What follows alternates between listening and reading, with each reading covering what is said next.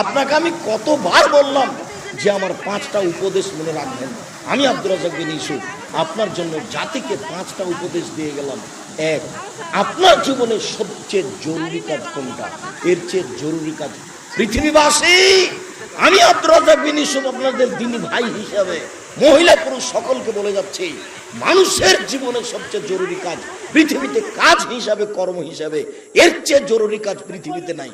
শক্ত হাতে দমন করবেন, টাইম হলে আদায় করতে হবে। যত কোনো দিন 5 মিনিটের জন্য এর সাথে আপোষ করবেন না। এর চেয়ে জরুরি কাজ পৃথিবীতে নাই। দ্বিতীয় পৃথিবীতে জরুরি কাজ হালাল। আপনাকে আমি ব্যাংকে লোন নিয়ে ব্যবসা করতে বলিনি, কোনোদিন বলিনি।